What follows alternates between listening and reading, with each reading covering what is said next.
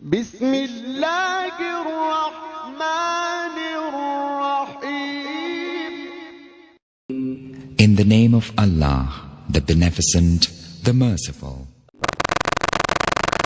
میرے بھائیوں، وائرس ایک ایسا بایولوجیکل ایجنٹ ہے، ایک ایسی آپ سمجھ لیں کہ زندہ چیز ہے جو لیونگ آرگنز کے اندر اپنے آپ کو ریپروڈیوس کرتا رہتا ہے، اور وہ خوراک لیونگ سیلز سے ہی لیتا ہے، انسانوں کے جو سیلز ہیں خلیے. اور یہ بھی یاد رکھیے گا کہ وائرس کوئی مردہ چیز نہیں ہے بلکہ یہ زندہ چیز ہے، اور اس کی اوریجن بھی زندہ چیز ہے. جو بایولوجی ہے اس کے 2 لاز ابھی تک فائنل ہوئے ہیں. ان میں سے ایک یہ ہے کہ living things can never be created out of non-living things. زندہ چیزیں کبھی بھی مردہ سے پیدا نہیں ہو سکتی. اگر انڈے سے بھی چوزا نکلتا ہے نا تو انڈے کے اندر زندگی موجود ہوتی ہے. انڈا کوئی نہیں بنا سکتا. بیج میں سے درخت نکلتا ہے نا تو بیج مردہ نہیں ہے، بظاہر دیکھنے میں مردہ ہے، بیج کوئی بنا نہیں سکتا. وہ درخت نہیں بیج دینا ہے، وہ مرغی نہیں انڈا دینا ہے. تو لیونگ تھنگس سے ہی بنے گی. تو وائرس بھی لیونگ تھنگس ہیں اور ان کا سورس بھی لیونگ تھنگ ہے. یہ میں اس لیے بات کروں کہ جب یہ بات آتی ہے نا نیا وائرس آ گیا ہے، کبھی کہتے ہیں جی وہ کوئی وائرس چھوڑ دیا ہے جی انہوں نے، فلاں جو وائرولوجی کی لیب ہے اس کے اندر ایک نیا وائرس تیار ہوا ہے. تو عام مسلمانوں کے دماغ میں یہ بات آتی ہے کہ یار یہ کس طرح کو وائرس پیدا کر سکتا ہے؟ یہ کریشن ایکس نہیلو، عدم محض سے وجود بخشنا، یہ تو صرف گاڈ کی کوالٹی ہے، اللہ کی کوالٹی ہے. تو یہ سائنٹسٹ کس طرح اپنی لیبز کے اندر وائرس تیار کرتے ہیں؟ وہ وائرس اس طریقے سے تیار نہیں کرتے کہ وائرس وہ مردہ چیز سے پیدا کرتے ہیں، وہ لیونگ آرگنز کو ہی کلٹیویٹ کر کے اسی میں سے اس کی مختلف فارمز نکالتے رہتے ہیں. جس کو آپ یعنی آسانی کے طور پہ سمجھ لیں، ہمارے ملک پاکستان کے اندر بھی کسی زمانے میں سنگترا ہوتا تھا اور پھر گرافٹنگ کر کے کنو سامنے آیا. یہ نہیں کہ کنو خود سے کسی نے بنا لیا تھا.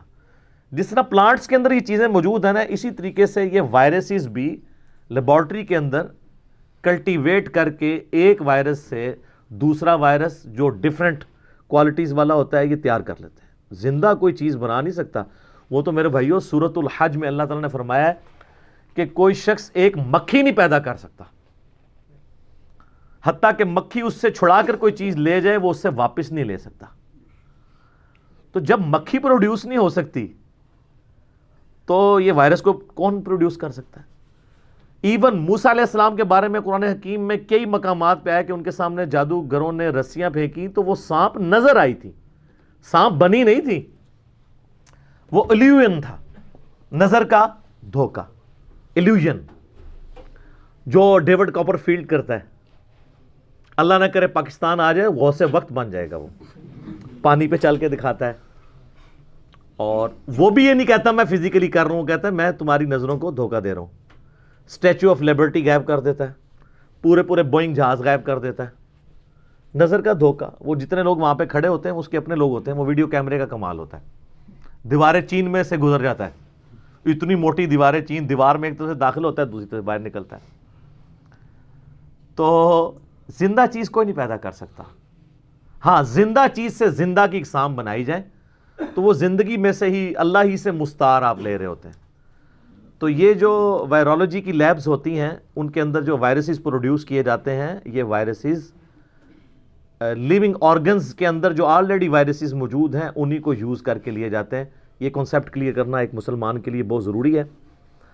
اور یقین کریں کہ یہ وائرس کو اگر آپ سٹڈی کرنا شروع کریں نا، گوگل میں دیکھیں، آپ یوٹیوب میں دیکھیں، تو آپ کو اتنی انفارمیشن ملے گی جو ڈاکٹرز کے پاس بھی نہیں ہوگی. ہمارے ڈاکٹر پرانے زمانوں کے پڑھے ہوئے، ان کو پتہ نہیں تحقیق کہاں تک پہنچ چکی ہے. اللہ تعالیٰ کی قدرت کا یہ شاہکار ہے وائرس. کل یوم ہوا فی شان، ہر دن اللہ ایک نئی شان کے ساتھ ابھرتا ہے، جو سورہ رحمان میں ہے. یہ وائرسز کی جتنی قسمیں ہیں نا، ان کو دیکھ کے یہی اندازہ ہوتا ہے کہ یار کیا کریشن کی ہے اس نے. اگرچہ وائرس سارے کے سارے نیگیٹو یوز میں آتے ہیں، بیکٹیریاز تو یوزفل بھی ہوتے ہیں اور صحت کے لیے مضر بھی ہوتے ہیں، وائرس تو سارے کے سارے مضر ہوتے ہیں، لیکن جو وائرسز کے اندر یہ کوالٹیز اللہ تعالیٰ نے رکھی ہیں، یہ اللہ تعالیٰ کی قدرت کا شاہکار ہے۔ یقین کریں یہ اللہ ہی اس طرح کی چیز پیدا کر سکتا ہے۔ ہم تو پوری زندگیاں بھی لگا لینا، صرف سائنس ان چیزوں کو سٹڈی کرتی ہے کہ یہ کیا کر رہی ہیں، ان کی کوالٹیز کو ڈسکس کرتے ہیں، اس کو بنا کوئی نہیں سکتا۔ ہاں آلریڈی کوئی وائرس موجود ہے تو میوٹیشن کے ذریعے کوئی نئی فارم اس کی پروڈیوس کر لی جائے، تو وہ اللہ تعالیٰ نے اس کے اندر ایک نیچرل چیز رکھی ہوئی ہے کہ وہ آپ کریں گے تو وہ ہوتا چلا جائے گا۔ اور حیران کن بات ہے کہ وائرس کا علاج جو ہے وہ پریونٹیو کیور اس کی ہو سکتی ہے، کیوریٹو کیور نہیں ہوتی۔ اگر کسی کو وائرس لگ جائے تو اینٹی وائرل ادویات کوئی نہیں ہے، جو ہیں بھی ہیں وہ کام نہیں کرتی۔ آپ دیکھتے ہیں جتنی بھی ادویات ہیں یہ اینٹی بائیوٹک ہوتی ہیں کہ وائرل ڈیزیز کو بیکٹیریل ڈیزیز میں کنورٹ ہونے سے روکا جائے، اور اگر وہ کنورٹ ہو جائے تو اس کے اگینسٹ آپ اینٹی بائیوٹکس کے علاج کرتے ہیں۔ وائرس کے لیے کوئی اینٹی وائرل چیز موجود نہیں ہے، یہ لا علاج ہے۔ ہاں اگر کسی طریقے سے آپ اس کی ویکسین بنا لیں جو بیماری ہونے سے پہلے کسی کے جسم میں داخل کر دی جائے تو پھر وائرس کا اٹیک ہو تو جسم سسٹین کرتا ہے، اور وہ جسم کرتا ہے۔ سر اس روئے ارض پہ سب سے خطرناک لیونگ تھنگ جو ہے نا وہ انسان ہے۔ سر انسان کب کا مر گیا ہوتا ہے، جتنی بیماریاں آتی ہیں انسان سے زیادہ تگڑی شے کوئی نہیں ہے۔ انسان کے اندر جو اللہ نے امیونٹی سسٹم رکھا ہے نا، قوت مدافعت، یہ دنیا میں کسی کے اندر نہیں ہے۔ آپ کیسی کیسی چیزیں کھا جاتے ہیں ہضم ہو کے جناب، میدا کیا کچھ کرتا ہے جناب، گوشت بھی ہضم کر رہا ہے، سبزی بھی کر رہا ہے، اور کتنے آپ جراثیم انہیل کرتے ہیں جس کے لیے آپ کو ادویات لینی نہیں پڑتی۔ آپ کا امیونٹی سسٹم، قوت مدافعت جسم کی، وہ اس کے ساتھ لڑتی ہے، اس کو شکست دے دیتی ہے۔ اور اسی چیز کو سائنٹسٹ نے یوز کیا ہے کہ وہ جب بھی کوئی نیا وائرس آتا ہے نا، اس وائرس کے بالکل جو کمزور جراثیم ہوتے ہیں، یعنی وہ کمزور وائرس، وہ آپ کے جسم میں وہ داخل کرتے ہیں۔ وہ چکے ہوتے ہیں کمزور، تو ہمارا جسم اس کے اگینسٹ لڑائی کرتا ہے، تو اینٹی باڈیز پیدا ہوتی ہیں۔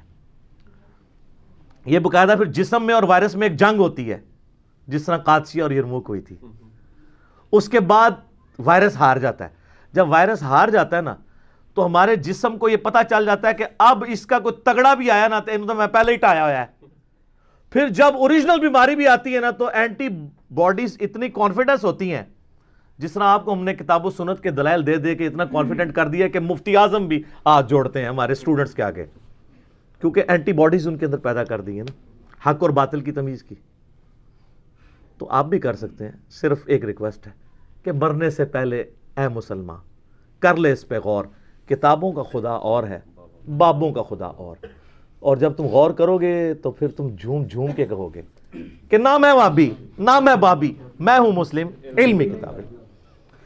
تو یہ اینٹی باڈیز والا جو نظام اللہ تعالیٰ نے انسان کے اندر رکھا ہے نا، یہ وائرس کے ساتھ لڑتا ہے۔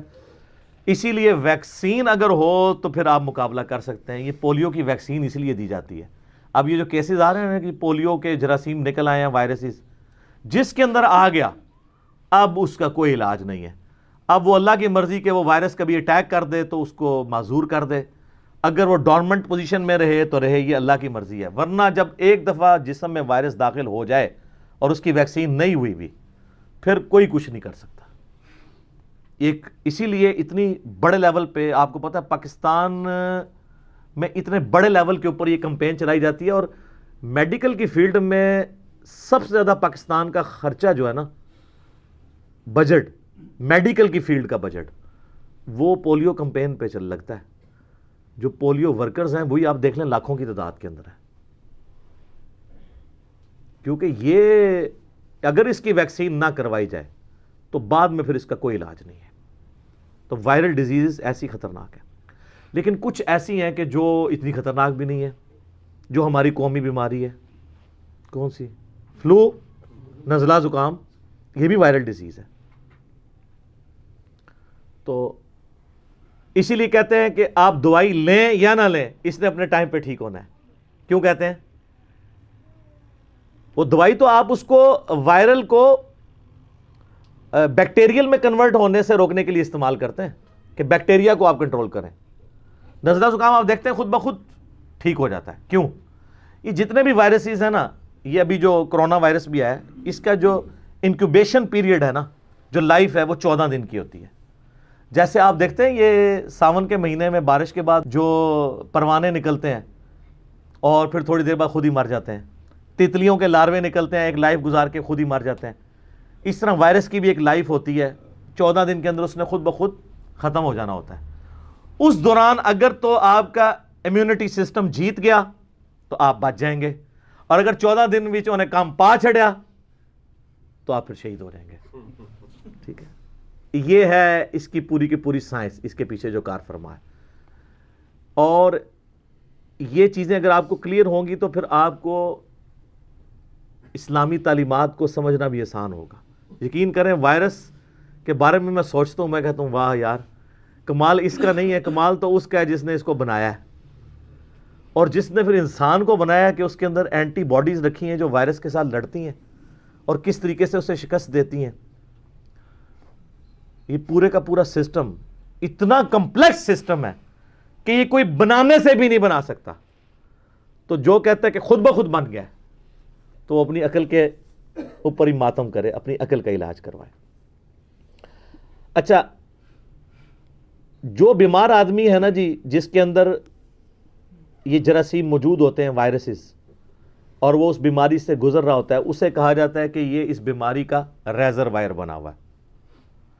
اور اگر کو ایگزسٹ کر رہی ہو بیماری بھی اور وہ بندہ سروائیو بھی کر رہا ہو، اس کے اندر وائرسز موجود ہوں لیکن ایکٹیویٹ نہ ہو رہے ہوں، لیکن یہ چانس ہو کسی اور کو لگ سکتے ہیں، اس کو ہم کہتے ہیں کیریئر. اور دنیا میں آلموسٹ جتنے بھی وائرسز ہیں نا، آلموسٹ سب کے سب کا کیریئر جو اصل ہے نا، وہ ہے چمگادڑیں، بیٹس. یہ اس لیے کہ جب سے ہم نے ایکو سسٹم اپنا ماحول خراب کیا ہے، جنگلات اکھاڑنے شروع کیے ہیں، تو یہ تو رہتی درختوں کے اندر ہے، تو پھر ظاہر ہے کہ یہ بھی وائلنٹ ہوئی ہیں. جس بیٹ کے اندر کوئی وائرس موجود ہے، کئی بیٹس بھی مر جاتی ہیں وائرسز کی وجہ سے، لیکن کئی ایک سروائیو بھی کرتی ہیں. اب وہ اگر کسی سانپ کو کاٹ لیں، کسی لومڑی کو کاٹ لیں،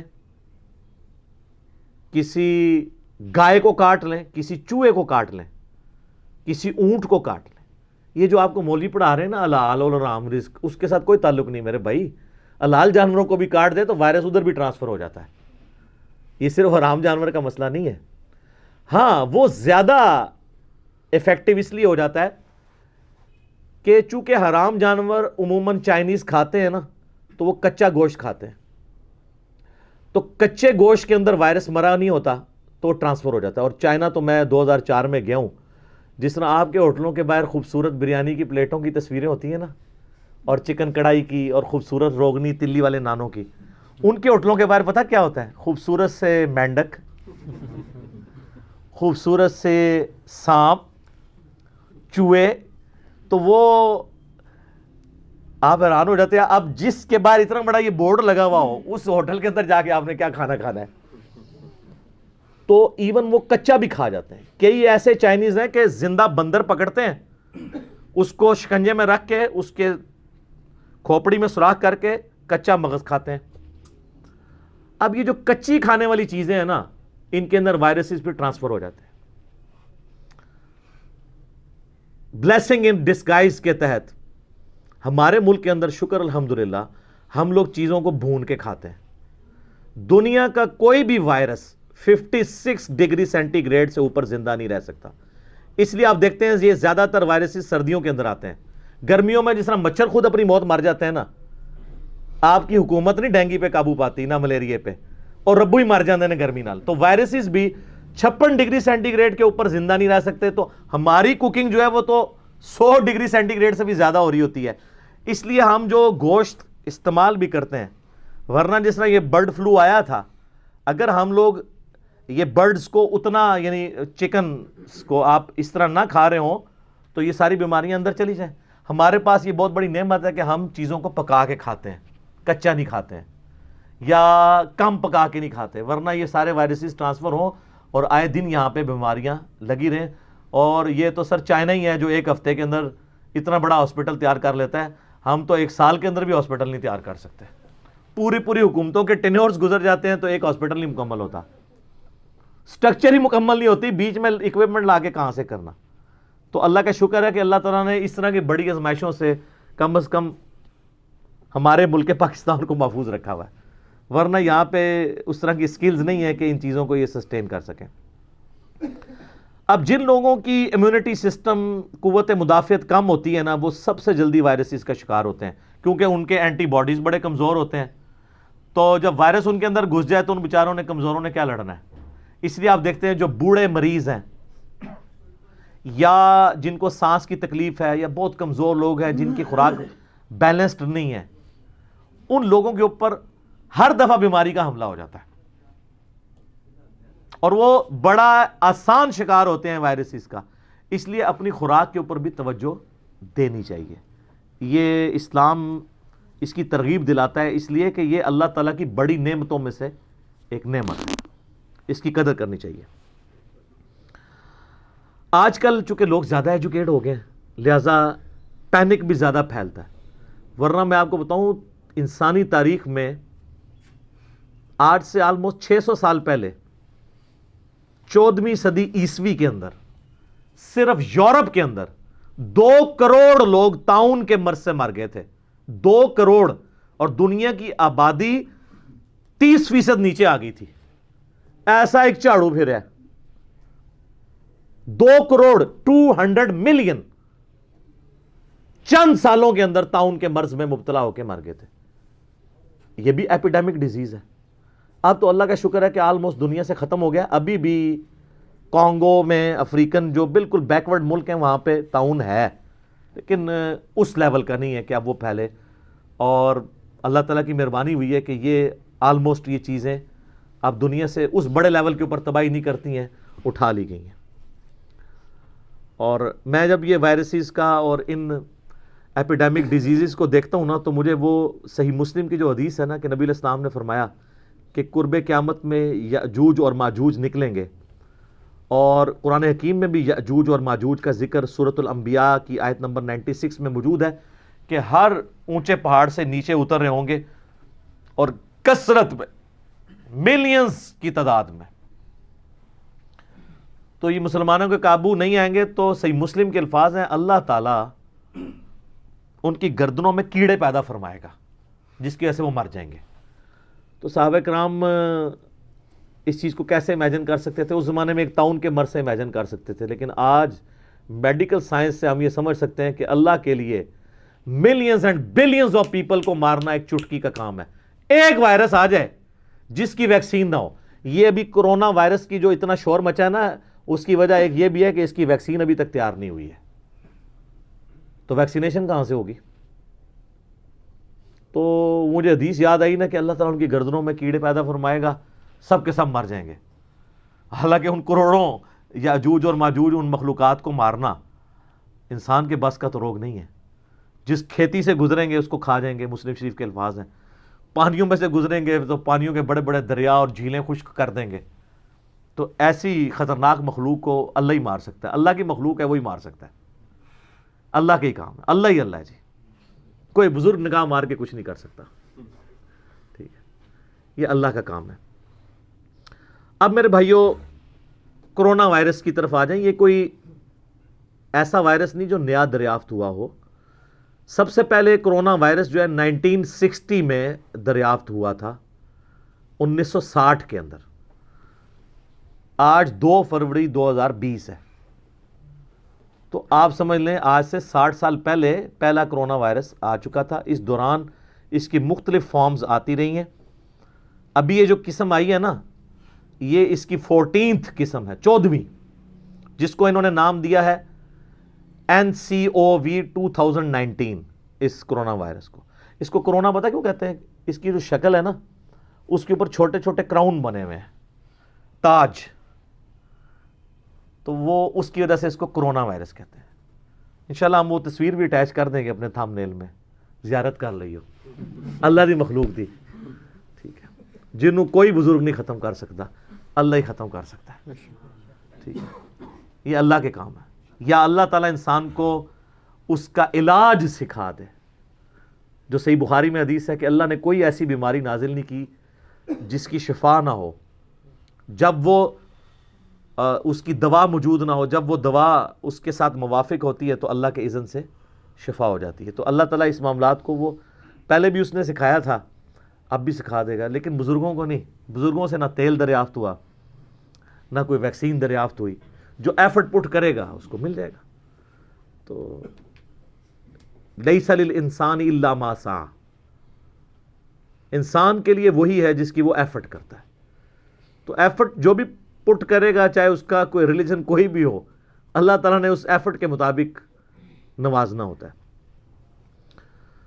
تو یہ کرونا وائرس جو ہے, یہ زیادہ تر لوگوں کا خیال ہے کہ یہ جو اب والا کرونا وائرس ہے NCOV 2019, یہ ووہان سٹی ہے چائنا کا, جس میں ایک وائرولوجی لیب ہے جس کے اندر وہ وائرس تیار کرتے ہیں لیون آرگنز کو یوز کر کے کلٹیویشن کے ذریعے. یہ ادھر سے ہی وائرس نکلا ہے اس تجربے کے دوران. پھر وہ تجربہ کرتے ہیں جانوروں کے اوپر, کوئی جانور پھر نکل گیا ہوگا قابو سے باہر اور وہ ٹرانسفر ہونا شروع ہو گیا. پھر جانوروں سے دوسرے جانوروں میں ٹرانسفر ہوتا ہے, پھر جو اس کو کھاتے ہیں انسانوں میں آتا ہے, پھر انسانوں کے اگر کسی نے چھینک لی ہے تو اس کا جو سلائیوا ہے اس کے ذریعے دوسری جگہ ٹرانسفر ہو جاتا ہے. ایون یہ اتنا خطرناک ہے کہ اگر کسی شخص کے ہاتھ پہ یعنی وہ سلائیوا لگ گیا اور اس نے کوئی ڈور کھولا ہے اور اس ڈور کو آ کے کوئی دوسرا بندہ ہاتھ لگاتا ہے اور پھر اسی طرح کوئی چیز کھا لیتا ہے اور سنت پہ عمل نہیں کرتا, صحیح مسلم میں حدیث ہے نا, صفائی نصف ایمان ہے. انٹرنیشنل نمبر کے مطابق 534 نمبر حدیث ہے. ہمیں دیکھیں کیا سکھایا گیا کہ کھانے سے پہلے بھی آپ نے ہاتھ دھونے ہیں, اور ہاتھ دھونے کے بعد کپڑے سے پوچھنے نہیں ہیں, کیونکہ اگر کپڑے میں کوئی جرمز لگے وہ دوبارہ آ جائیں گے. یہ حکمت ہے, گیلے ہاتھوں کے ساتھ کھانا کھانا ہے. ویسے وضو کرنے کے بعد آپ پونچھ سکتے ہیں, وہ سنت ہے, لیکن کھانا کھانے کے بعد جو ہاتھ کھانا کھانے سے پہلے دھوئے جاتے ہیں نا, ان کو آپ نے پوچھنا نہیں ہوتا, گیلے ہاتھوں سے ہی آپ نے کھانا کھانا ہوتا ہے. تو اس کے اندر یہ حکمت بھی موجود ہے. تو یہ جو کرونا وائرس اب آیا ہے, اس سے نمونیے والے سمٹمز پیدا ہوتے ہیں. جن لوگوں کے پھیپھڑے کمزور ہیں, امیونٹی سسٹم کمزور ہے, کھانسی اور یہ ساری چیزیں جن کے ساتھ اٹیچ ہیں, ان کے اوپر یہ فوراً حملہ آور ہوتا ہے. لیکن پینک اس کی زیادہ ہے, اس کی تباہی اتنی نہیں ہے. وہ پینک اس لیے کہ ابھی تک ویکسین نہیں اس کی دریافت ہوئی. ویکسین ہو جائے گی تو اس وقت بھی دنیا میں آپ حیران ہوں گے کہ ملیریا ایسی بیماری ہے جس کا علاج موجود ہے 100%. اس وقت بھی دنیا میں سب سے زیادہ جس بیماری سے لوگ مر رہے ہیں نا, وہ ملیریا ہی ہے. اس کے بعد سب سے زیادہ لوگ جس چیز سے مر رہے ہیں وہ فلو ہے. فلو بھی اگر بگڑ جائے نا, اس سے بھی انسان مر جاتا ہے. اور اس میں تو ڈیتھ ریٹ بہت کم ہے. اگر 100 بندوں کو کرونا وائرس کا اٹیک ہو تو 2 بندے ایکسپائر ہوتے ہیں, 98 سروائیو کر جاتے ہیں. لیکن فکر اس لیے ہے کہ اس کی وہ ویکسین نہیں بنی ہوئی. تو جب زیادہ پھیلے گا تو پھر ان لوگوں کو ٹریٹمنٹ کے لیے ہاسپٹلز چاہیے. اگر کسی ملک کے اندر لاکھوں لوگ بیمار ہو جائیں, ان کو سانس کی تکلیف ہو جائے, تو کس کس کو آپ ہاسپٹل میں داخل کریں گے؟ سانس کی تکلیف میں تو آپ کو ہاسپٹلائز ہونا پڑے گا نا. تو اگر لاکھوں لوگ بیمار ہو جائیں, ایون آپ پتہ ہے چائنا میں کئی ڈاکٹر علاج کے دوران بیمار ہو گئے ہیں, تو ٹھیک تو اس نے تب ہونا ہے جب علاج ہوگا. تو جب کوئی علاج کرنے والے لوگ ہی نہیں رہیں گے, جب بہت زیادہ لوگ بیمار ہو جائیں گے, ہاسپٹلز موجود نہیں ہوں گے.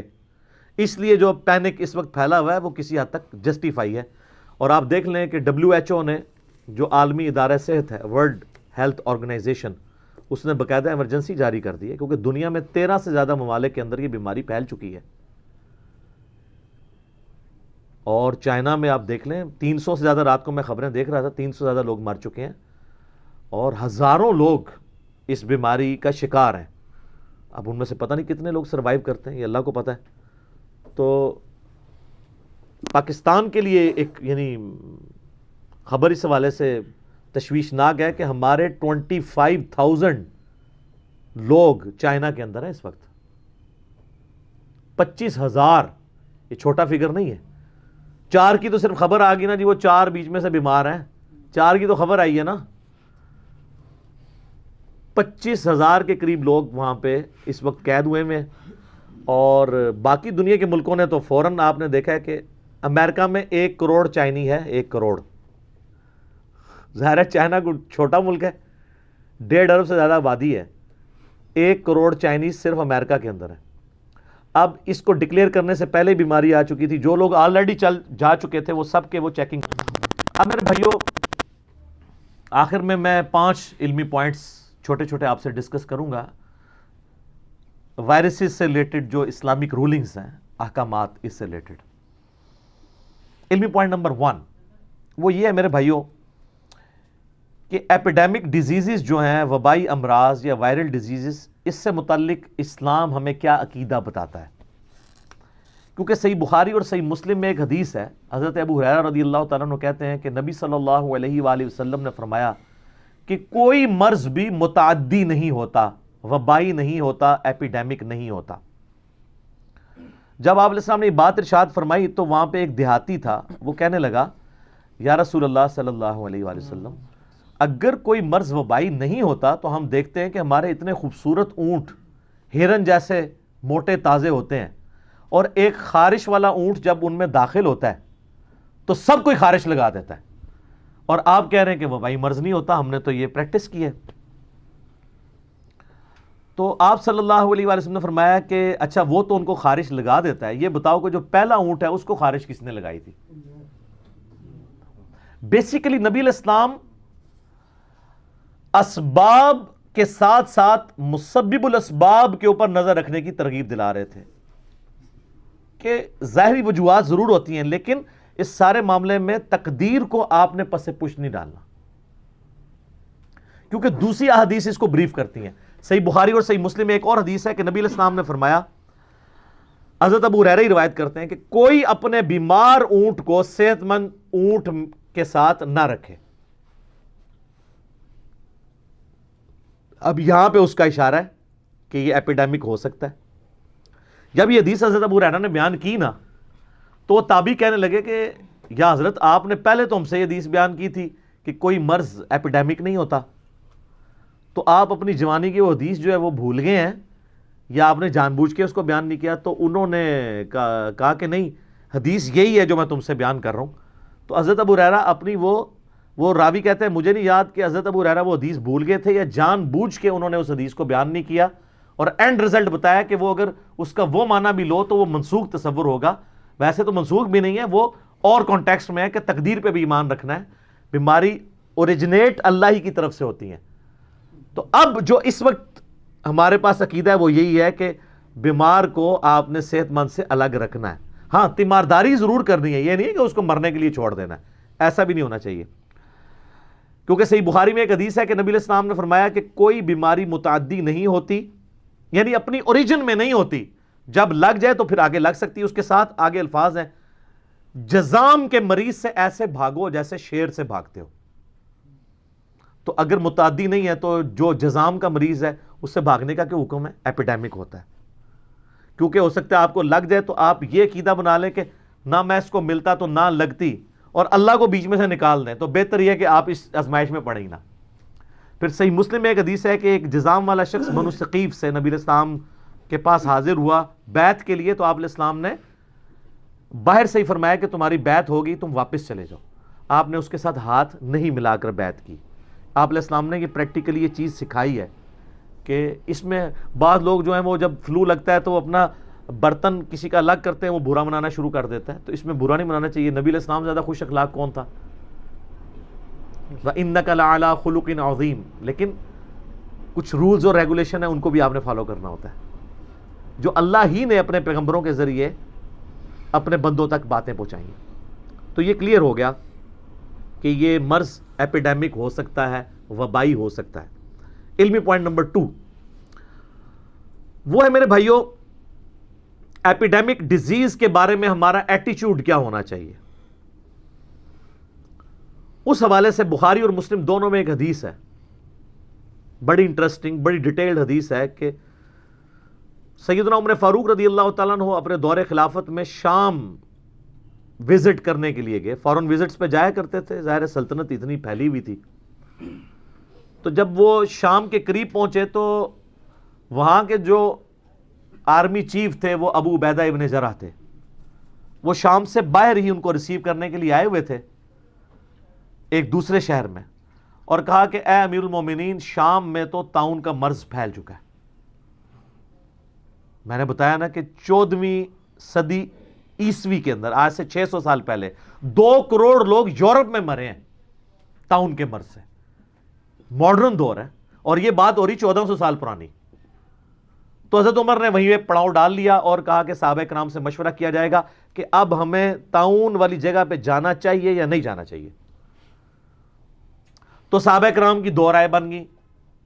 کچھ نے کہا کہ ہمیں اللہ کی تقدیر سے نہیں بھاگنا چاہیے, اگر ہماری قسمت میں بیماری یا موت لکھی ہوئی تو آئی جائے گی. دوسروں نے کہا کہ عقل کا تقاضا یہ کہ ہم اس بیماری والی جگہ پہ نہ جائیں. سیدنا عمر نے یہ ڈیسیژن کیا کہ ہمیں نہیں جانا چاہیے. تو حضرت ابو عبیدہ ابن جرح نے کہا یا امیر المومنین, آپ اللہ کی تقدیر سے بھاگ رہے ہیں, بیماری تو یہاں بھی پکڑ سکتی ہے آپ کو. تو حضرت عمر نے کہا کاش ابو عبیدہ کے سوا کسی اور نے یہ بات کی ہوتی, یار تو یہ بات نہ کرتا میرے بارے میں, ٹھیک ہے, تو جانتا ہے. تو پھر حضرت عمر نے ہلکی سی پھکی دی حضرت ابو عبیدہ ابن جرح کو. پھکی کے بغیر تو کام نہیں چلتا. اینٹی وینم الزامی جواب دیا. کہا کہ ابو عبیدہ یہ بتاؤ کہ اگر تم اونٹ پالتے ہو اور تمہارے پاس 2 گھاٹیاں ہوں, ایک گھاٹی بنجر ہو اور ایک میں سبزہ اگا ہوا ہو, تم اپنے اونٹوں کو کس گھاٹی میں لے کے جاؤ گے؟ انہوں نے کہا جی سبزے والی میں. تو انہوں نے کہا تم بنجر زمین میں کیوں نہیں لے کے جاؤ گے؟ کیونکہ سمجھ رہے ہو تم کہ یہاں پہ مجھے فائدہ ہے. تو انہوں نے کہا ہم اللہ کی ایک تقدیر سے دوسری تقدیر کی طرف جا رہے ہیں, یہ بھی ہمیں اللہ ہی نے عقل دی ہے کہ ہم ایسی جگہ پہ نہ جائیں جہاں پہ ایپیڈیمک ڈیزیز ہے. اچھا, یہ ساری باتیں ہو رہی تھیں, حدیث کسی نے پیش نہیں کی ہے, یہ اجتہاد ہو رہا تھا, کیونکہ ان میں سے کسی کے پاس وہ حدیث نہیں تھی. امام حنیفہ کے پاس یہ کہتے ہیں ساری آ گئی تھی, ان کی عقل کا ہی ماتم کیا جا سکتا ہے. یہ صحابہ کرام ہیں انکلوڈنگ امیر المومنین سیدنا عمر ابن خطاب رضی اللہ تعالیٰ عنہ علیہ السلام.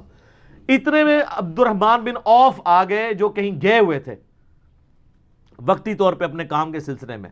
انہوں نے کہا مجھے نبی علیہ السلام کی ایک حدیث یاد ہے وبائی امراض کے حوالے سے اور خصوصاً طاعون کے بارے میں, کہ نبی صلی اللہ علیہ وآلہ وسلم نے فرمایا تھا کہ جہاں کہیں سنو کہ کوئی وبائی مرض پھیل گیا ہے یا طاعون پھیل گیا ہے تو تم اس علاقے میں مت جاؤ, اور اس علاقے کے لوگ اس علاقے کو چھوڑ کر باہر نہ نکلیں. تو حضرت عمر نے کہا الحمدللہ میرا اجتہاد جو ہے حضور کی حدیث کے مطابق نکلا ہے, میں نے بھی یہ اجتہاد کیا تھا. اور پھر عبد الرحمن بن عوف نے کہا کہ نبی علیہ السلام نے فرمایا کہ جو لوگ وہاں پر رہیں گے وہ اللہ کی تقدیر پر راضی رہیں, اللہ کی طرف رجوع رکھیں. اگر اللہ نے ان کی قسمت میں بیماری لکھی ہوئی تو ہوگی, اور اگر اس بیماری میں مر گئے تو میری امت کا جو بھی شخص طاعون کے مرض میں مرے گا اللہ کے حضور وہ شہید تصور ہوگا, اور بچ گئے تو وہ اللہ کا معاملہ ہے. تو وہ اس لیے, اور آج دیکھیں WHO بھی یہی بات کر رہی ہے کہ بیماری کو پھیلنے سے روکنے کے لیے ضروری ہے کہ جہاں پہ بیماری وہاں پہ لوگ اسی باؤنڈریز کے اندر کنفائنڈ رہیں, ادروائز تو بیماری پھیل جائے گی. پھر اس کی حکمت یہ ہے کہ جب پھیلے گی تو اتنے لوگوں کا علاج کون کرے گا؟ ابھی تھوڑے لوگوں کا تو علاج ہو جائے گا, جب زیادہ پیمانے پہ پھیلے گی تو آپ کہاں سے اتنے ڈاکٹر اور لے کے آئیں گے ہاسپٹلز, اور ادھر سے لوگ ادھر نہ جائیں, اس لیے کہ یہ لوگ بھی جائیں گے تو ان کو بھی ایپیڈیمک ڈیزیز لگنے کا ہے, پھر ان کی دیکھ بھال کون کرے گا؟ ایک اور حدیث ہے صحیح بخاری اور مسلم کی کہ نبی صلی اللہ علیہ وآلہ وسلم نے فرمایا کہ یہ جو طاعون ہے یہ بنی اسرائیل کے لیے اللہ تعالیٰ کی طرف سے ایک عذاب نازل ہوا تھا, جو آج ہماری سورہ بقرہ میں آیات بھی آئی تھی کہ انہوں نے انبیاء کو قتل کیا, اللہ کی آیات سے روگردانی کی, تو اللہ نے ان پر آسمان سے ایک عذاب نازل کیا جو تورات میں آتا ہے کہ یہ پلیگ کا مرض, طاعون کا مرض پھیل گیا تھا. آپ علیہ السلام نے فرمایا عذاب ان لوگوں کے لیے جو نافرمان ہے, اور فرمایا کہ جو نیکوکار لوگ ہیں میری امت کے ان کے لیے یہ طاعون کا مرض جو ہے یہ رحمت ہے کہ اس میں اگر یہ مر جائیں گے تو اللہ کے حضور شہید لکھے جائیں گے. ظاہر موت تو اپنے ٹائم پہ آنی ہے. یہ زیادہ ہائی لائٹ پتہ کیوں ہو جاتی ہے جب اتنے لوگ مرتے ہیں, ورنہ آپ کو میں بتاؤں 1 گھنٹے میں 6000 لوگ روزانہ مر رہے ہیں, 24 گھنٹے میں کتنے ہوئے؟ 1.5 لاکھ. 1,50,000 لوگ روزانہ مر رہے ہیں, لیکن اگر ایک دن زلزلے میں 50,000 لوگ مر جائیں، لوگ کہتے ہیں اوہ 50,000 بندہ مر گیا، حالانکہ 1.5 لاکھ روزانہ مر رہے ہیں. تو یہ اللہ کی حکمت ہے کہ اللہ جب بڑی اس طرح کی جو آتی ہیں نا آفات، ان کے ذریعے انٹرنیشنل لیول کے اوپر موت کی تذکیر کرواتا ہے. ایک گھر کی موت ایک محلے کے لیے نصیحت ہے، ایک محلے میں زیادہ اموات ایک شہر کے لیے نصیحت ہے، ایک شہر کا کسی قدرتی آفت میں مبتلا ہونا ایک ملک کے لیے، اور ایک ملکی لیول کے اوپر جو آفت آتی ہے، جس طرح اب چائنا میں آئی ہے. اب دیکھیں آفت تو ملکی لیول پہ ہے، لیکن پوری دنیا کے اندر ایک موت کا سگنل آیا ہے کہ بھئی اپنی تیاری کرنی ہے، ادروائز لوگ تو مر رہے ہوتے ہیں. لہٰذا اس میں کوئی پریشان ہونے والی بات نہیں ہے. علمی پوائنٹ نمبر 3 وہ ہے میرے بھائیوں کہ ان بیماریوں کی سائنٹیفک ریزن تو میں نے آپ سے ڈسکس کر لی، وائرس کے ذریعے اور یہ سب کچھ. اور میں آپ کو ایک حیران کن بات بھی بتاؤں، 1 سال جو وائرس کی ویکسین ہے نا، وہ اگلے سال کے لیے استعمال نہیں ہو سکتی. یہ جو آپ کی پولیو کی ویکسین آتی ہے نا، یہ ہر سال نئی ویکسین آتی ہے. یہ وائرس ایسی چیز ہے، یہ اپنے آپ کو میوٹ کر لیتا ہے، اگلی دفعہ نئی شکل میں آتا ہے وہی وائرس. پرانی ویکسین کام ہی نہیں کرتی. لہٰذا پولیو کے قطرے جب تک بچے 5 سال کی عمر تک ہے نا، ہر دفعہ قطرے پلوایا کریں. یہ نہ کہ میں نے پچھلے سال کر لیے تھے، وہ پچھلے سال کے وائرسز کے لیے تھے. اب جو نیا پولیو کا وائرس آتا ہے نا، اور یہ وائرس ہر سال اپنی شکل بدلتا ہے. یہ جناب اللہ کی قدرت کا شاہکار ہے. کل یوم ہوا فی شان. تو لیونگ آرگنز ہیں، کلٹیویشن کے ذریعے وہ جو بھی تیار کیے جاتے ہیں. یہ تو اس کی سائنٹیفک ریزن اپنی جگہ ہے، لیکن ہر چیز کے پیچھے ایک ڈیوائن ریزن بھی ہے. God is the only explanation of all the physical phenomena in this universe. کائنات میں ہونے والا ہر فزیکل فینامنا وہ گاڈ کی طرف سے ہے. سائنٹیفک ریزن کوئی بھی ہو، مثلا ہم کہتے ہیں کیا ہوا، کہتے ہیں نہیں زلزلہ آیا. کیوں آیا؟ ٹیکٹونک پلیٹس کی ڈسٹربنس کی وجہ سے. کیسے ڈسٹرب ہوئی؟ سائنس کہتی ہے it is physical phenomena of nature. یہ ہماری ڈومین سے باہر ہے، یہ ہمارا سبجیکٹ ہی نہیں ہے. ہم صرف یہ بتائیں گے کہ پلیٹس ہلی اور زلزلہ آیا. پلیٹس کیوں ہلی، اس کی ٹائمنگ کس نے ڈیسائیڈ کی کہ اب ان پلیٹس کو ہلنا ہے اور اتنی دیر کے لیے ہلنا ہے، اس سے زیادہ نہیں ہلنا. یہ نہ ہو ساری دنیا ختم ہو جائے. یہ دنیا کب کی ختم ہو گئی ہوتی؟ آپ کو تو بتا رہے تھے نا اوزون لیئر میں سوراخ ہو چکا ہے. آپ کو پتا ہے اوزون لیئر خود بخود ریکٹیفائی ہونا شروع ہو گئی ہے. او خود بخود نہیں ہو رہی، اللہ نے جو پلان بنایا کہ میں نے اتنے 1000 سال ابھی مزید انسانیت کو رکھنا ہے، تو اللہ نے اس ایکو سسٹم کی جو ڈسٹربنس ہے نا، اس کو خود ٹھیک کر دینا ہے. گلوبل وارمنگ کا کب سے آپ سن رہے ہیں چرچا؟ اس حساب سے تو 21ویں صدی کے آغاز میں تو سارے گلیشیئرز پگھل گئے ہوتے، لوگ مر گئے ہوتے گرمی سے. لیکن بیچ میں کئی ایسے سال آئے ہیں جو پچھلے کئی 100 سال میں ٹھنڈے ترین سال ہیں. سر یہ کائنات اللہ نے بنائی ہے، اللہ چلا رہا ہے. آپ جتنا مرضی ڈسٹرب کریں، جو اس نے پلان رکھا ہے نا، اس پلان کے اندر اس نے اس کو لے کے چلنا ہے. اور جہاں پہ ریکٹیفیکیشن کی ضرورت ہوگی وہ گاڈ خود کر دے گا. تو سائنس کے سوال کیا اور کیوں ہیں، کیسے والی جو بات ہے ہاؤ، وہ کہتے ہیں physical phenomena of nature. Science صرف ڈسکوریز کرتی ہے. سائنس نے یہ ڈسکوری کر کے بتائی کہ سورج ود رسپیکٹ ٹو زمین مشرق سے نکل کے مغرب میں جاتا ہے. ہر سیکنڈ میں 50 کروڑ اٹامک بم کے برابر سورج انرجی ریلیز کر رہا ہے. یہ ساری انفارمیشن جو ہے یہ سورج کی ڈسکوری سے ریلیٹڈ ہے. کیا ان ساری انفارمیشنز نے سورج کو پیدا کیا ہے؟ یہ جو یونیورسل لا ہے کہ مشرق سے مغرب کی طرف ود رسپیکٹ ٹو زمین، ویسے تو کہیں نہیں جاتا، اس لا نے سورج کو پیدا کیا؟ نہیں. انڈے میں سے چوزا نکلتا ہے، یہ انفارمیشن ہے. اس انفارمیشن نے انڈے کو پیدا نہیں کیا، نہ مرغی نے پیدا کیا. مرغی بیچاری کو تو خود ہی نہیں پتا انڈے کے اندر کیا کچھ ہے. انفارمیشن صرف ڈسکوری کی حد تک ہوتی ہیں، ہر چیز کے پیچھے گاڈ ہے. تو یہ عقیدہ ساتھ ساتھ کلیئر ہونا ضروری ہے. علمی پوائنٹ نمبر 4، صحیح مسلم میں حدیث ہے انٹرنیشنل نمبر کے مطابق 534 کہ صفائی نصف ایمان ہے. اس میں فزیکل صفائی بھی ہے اور باقی جو روحانی صفائی ہے وہ بھی اپنی جگہ شامل ہے. ہماری مسلمانوں کی عبادات تو ہے ہی صفائی پہ ڈیپینڈنٹ ہے. غسل اور وضو، اس کے بغیر ہم عبادات بھی نہیں کر سکتے سوائے چند ایک چیزوں کے. تو کھانے سے پہلے ہاتھ دھونا سنت، اور اس کو نہ پہنچنا.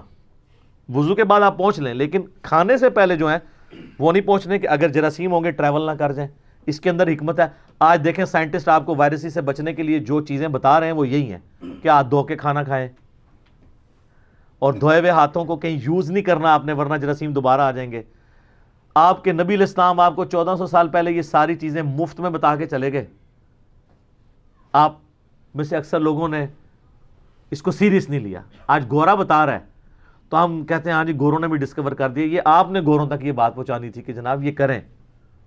انہوں نے تو جس طریقے سے بھی ڈسکوری کر کے اس رزلٹ تک پہنچ گئے نا, یعنی ایکوائرڈ نالج ریویلڈ نالج کے ساتھ میچ کر گیا.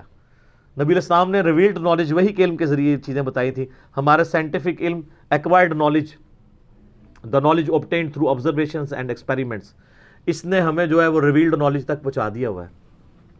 اسی کو ڈاکٹر اقبال نے اپنے 6 خطبات تھے نا جو reconstruction of religious thoughts in Islam, اس میں کہا تھا the inner core of present western civilization is Quranic, کیونکہ وہ ڈپینڈ کرتی ہے علم کے اوپر. اندرونی جو محور ہے نا اس وقت کی جو یورپ اور امریکہ کی تحقیق کا, وہ قرآن پہ ڈپینڈنٹ ہے اس اعتبار سے کہ یہ قرآن نے انسان کو کہا تھا توہمات کو چھوڑ کر ڈیفینٹ علم کے اوپر بنیاد رکھنی ہے. سورہ بنی اسرائیل میں 10 کمانڈمنٹس میں 9th کمانڈ یہی ہے. سورہ بنی اسرائیل آیت نمبر 36, وَلَا تَقْفُ مَا لَيْسَ لَكَ بِهِ عِلْم إِنَّ السَّمْعَ وَالْبَصَرَ وَالْفُؤَادَ كُلُّ أُولَٰئِكَ كَانَ عَنْهُ مسؤولا. انسان کسی چیز کی پیروی اس وقت تک مت کر جب تک ڈیفینٹ علم نہ اس کے بارے میں آ جائے. بے شک کان, آنکھیں اور عقل, دل ہو یا دماغ, کوئی بھی چیز, اس کے بارے میں تم سے پوچھا جائے گا. ان 3 انسٹرومنٹس کو یوز کر کے تم نے حق بات تک پہنچنے کی کوشش کیوں نہیں کی؟ تو ایکوائرڈ نالج ہو یا ریویلڈ نالج, دونوں اس وقت اس حوالے سے میچ کر گئے. اور ایک اور حدیث ہے ترمذی اور ابو داؤد میں کہ نبی علیہ السلام جنات کے اگینسٹ اور شریر انسانوں کے اگینسٹ اللہ کی پناہ کے لیے مختلف دعائیں مانگا کرتے تھے, لیکن جب المعوذات نازل ہوئیں, قل هو اللہ احد, قل اعوذ برب الفلق اور قل اعوذ برب الناس, تو نبی علیہ السلام نے باقی دعائیں چھوڑ کے صرف انہی کو لے لیا. لیکن جی کوئی اور آپ وظیفہ نہیں کر سکتے نا, تو قرآن کی آخری 3 سورتیں صبح شام 3 دفعہ پڑھ لیں, ساری دعائیں کور ہے اس کے اندر. کتنا آسان وظیفہ ہے. آیت الکرسی کا وظیفہ اور کئی ایک وظائف ہوں, آپ دیکھ لیں. اور ایک دعا ہم نے اگلے دنوں شیئر کرائی تھی اپنے فیس بک پہ بھی, جو جامعہ ترمذی میں سنن ابن ماجہ میں موجود ہے, اور اس کی مکمل صحیح سند جو ہے المعجم الکبیر, المعجم الاوسط طبرانی کے اندر موجود ہے, عبداللہ بن عمر سے کہ نبی علیہ السلام نے فرمایا جو کسی مریض کو دیکھ کے یہ دعا پڑھ لے, چاہے وہ کسی بھی آفت میں گھرا ہوا شخص ہو, تو وہ والی آفت اس کے اوپر نہیں آئے گی. الحمدللہ الذی عافانی مما ابتلاک بہ وفضلنی علی کثیر ممن خلق تفضیلا. تو آپ کو جو ٹی وی پہ مریض نظر آتے ہیں نا ماسک پہنے ہوئے, ان کو دیکھ کے دعا پڑھ لیا کریں. یہ ازمائی ہوئی دعا ہے, بڑے لوگوں نے ازمائی ہے. اعلیٰ حضرت کے بارے میں آتا ہے, احمد صاحب بریلوی صاحب, ان کے زمانے میں طاعون کا مرض پھیل گیا, تو ان کے جسم پہ بھی کچھ پھوڑے نکلے, تو طبیب نے ان سے کہا کہ آپ کو بھی مرض ہو گیا. انہوں نے کہا مجھے مرض ہو ہی نہیں سکتا, کیونکہ میں نے مرض ہونے سے پہلے یہ مدنی ویکسین لی ہوئی ہے. مدنی ویکسین نبی اسلام کی پہلے, کیونکہ یہ پریونٹیو علاج ہے, کیوریٹیو نہیں ہے.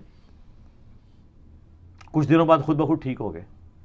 بات یقین کی ہے, اگر آپ کا یقین ہوگا تو دعائیں بھی اثر کریں گی, اور اگر نہ بھی کریں اور آپ کی قسمت میں موت لکھی ہے تو یہ یاد رکھیے گا, صحیح بخاری میں حدیث ہے کلونجی میں موت کے سوا ہر بیماری کی دوا ہے.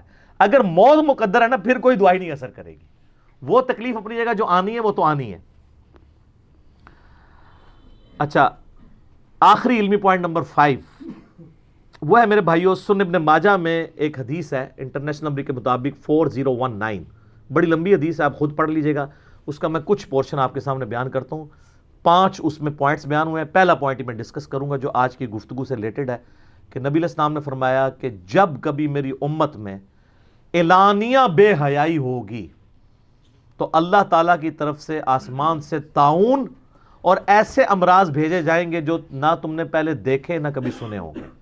لا علاج قسم کی بیماریاں آ جائیں گی. ایڈز دیکھ لیں, اور کئی ایک بیماریاں بے حیائی کی وجہ سے پھیلی ہیں. ظاہر ہے کہ وہ اس میں وہ پھر احتیاطیں نہیں ہوتی اور بیماری ٹرانسفر کرتی, یعنی میں کوڈ ورڈز میں ہی بات کر رہا ہوں, ضرورت نہیں ہے اس کی ڈیپتھ میں جانے کی. بے حیائی کی ہر چیز سے بچا جائے. اور ان ساری گفتگو کے بعد ایک چیز ذہن میں رکھیں، سورۃ البقرہ میں اللہ تعالیٰ نے واضح چیز ارشاد فرمائی ہے وَلَنَبْلُوَنَّكُمْ بِشَيْءٍ مِّنَ الْخَوْفِ وَالْجُوعِ وَنَقْصٍ مِّنَ الْأَمْوَالِ وَالْأَنفُسِ وَالثَّمَرَاتِ، اللہ نے آزمانا ضرور ہے، خوف سے، بھوک سے، جان اور مال میں نقصان سے، اور پھر دیکھنا ہے کہ کون صبر کرنے والا ہے۔ حتیٰ کہ سورۃ الحدید میں ایک بڑی ریمارکیبل آیت ہے، اعوذ باللہ من الشیطان الرجیم، بسم اللہ الرحمن الرحیم، ما اصاب من مصیبت فی الارض، کوئی بھی ایسی مصیبت نہیں کہ جو زمین میں آئے، یعنی زلزلہ، وائرل ڈیزیزز، طوفان اور آگ کا لگنا، جتنی بھی بڑی، سیلاب، ولا فی انفسکم، اور نہ ایسی کوئی کہ جو تمہاری جان میں کوئی بیماری آئے، چاہے انڈیویجول لیول پہ آئے چاہے کمیونٹی کے لیول پہ، الا فی کتاب من قبل ان نبرأھا، ہم نے لوح محفوظ میں وہ پہلے ہی لکھ لی ہے، اس سے پہلے کہ ہم اسے دنیا میں تکلیف کے طور پر بھیجیں۔ کیوں؟ اس سے پہلے ایک اور بات ارشاد میں، انا ذالک علی اللہ یسیر، بے شک اللہ پہ بڑا آسان ہے۔ یہ نہ سوچنا کہ اللہ کیسے کر سکتا ہے، وہ تو سر سورۃ الانعام میں آیا کہ خشکیوں میں اور پانیوں کے اندر کوئی درخت کا پتا بھی ایسا نہیں کہ گرے، یا زمین میں کوئی دانہ بھی پھوٹتا ہے، وہ بھی اللہ کے علم سے، اور اتنا کامل علم ہے کہ اللہ نے پہلے ہی لکھ لیا ہے۔ یہ اللہ ہی، اللہ اکبر کبیرا والحمد للہ کثیرا وسبحان اللہ بکرۃ واصیلا۔ تو اللہ فرماتا ہے ٹینشن نہیں لینی، میں نے پہلے یہ لکھا ہوا ہے اپنے پاس، لِكَيْ لَا تَأْسَوْا عَلَى مَا فَاتَكُمْ، تاکہ تم کف افسوس نہ ملو، ٹینشن نہ لو جو تم سے چیز جاتی رہے، کسی کی صحت جاتی رہی، کسی کا بیٹا چھن گیا، ٹینشن نہیں۔ ہمارا ایٹیچیوڈ کیا ہے؟ انا للہ و انا الیہ راجعون۔ اور صحیح مسلم میں حدیث ہے کہ جو یہ دعا پڑھ لے اللہ تعالیٰ اس کو اس سے بہتر نعم البدل دے گا، انا للہ و انا الیہ راجعون، اللہم اجرنی، اللہم اجرنی، میم کو جھٹکے کے ساتھ آگے بنانا، فی مصیبتی، اللہم اجرنی فی مصیبتی و اخلف لی خیرا منہا۔ ام سلمہ کہتی ہے میرا خاوند فوت ہو گیا تو میں نے فوراً یہ دعا پڑھی، پھر میں سوچتی تھی کہ اس سے بہتر خاوند تو مجھے مل ہی نہیں سکتا، تو جب میری عدت پوری ہوئی تو نبی علیہ السلام نے نکاح کا پیغام بھجوا دیا اور ام المومنین بن گئی۔ وہ کہتی ہے میں نے تو اس دعا کو پریکٹیکلی دیکھا ہے، ٹھیک ہے۔ اچھا، اس دعا کو میں نے بھی پریکٹیکلی کئی دفعہ آزمایا ہے، یہ دعا یاد رکھے، انا للہ و انا الیہ راجعون، اللہم اجرنی فی مصیبتی و اخلف لی خیرا منہا۔